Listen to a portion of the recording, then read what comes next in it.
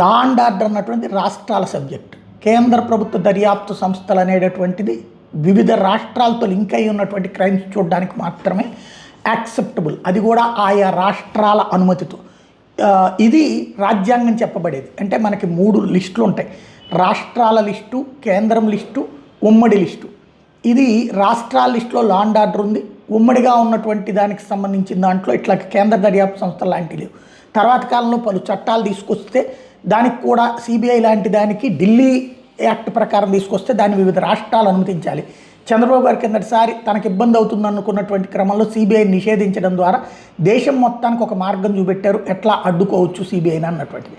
అయితే ఈడీని అట్లా అడ్డుకోవడానికి కుదరదు. కానీ ఈడీని వేధించేందుకు కొత్త మార్గాలు ఎంచుకుంటున్నాయి ఐఎన్డీఏ కూటమి భాగస్వామ్య పక్షాలు. మమతా బెనర్జీ ఈడీ మీద దాడి, కార్యాలయం మీద దాడి చూసాం. అట్లాగే ఆ మధ్యన ఏదైతే తెలంగాణలో ఈడీ విచారణ చేయడానికి వస్తే వాళ్ళ మీద దాడులకు వెళ్ళినటువంటి సందర్భం చూసాం. ఇప్పుడు జార్ఖండ్ పోలీసులు ఈడీ కార్యాలయంలోకి వెళ్ళి సోదాలు చేయడం అన్నటువంటి సంచలనం సృష్టిస్తోంది. క్రమంగా వివిధ రాష్ట్రాలలో తమ తప్పులు బయటపడతాయనుకున్నటువంటి వాళ్ళు ఎదురుదాడి చేస్తున్నటువంటి వ్యూహాలు స్పష్టంగా కనబడుతున్నాయి.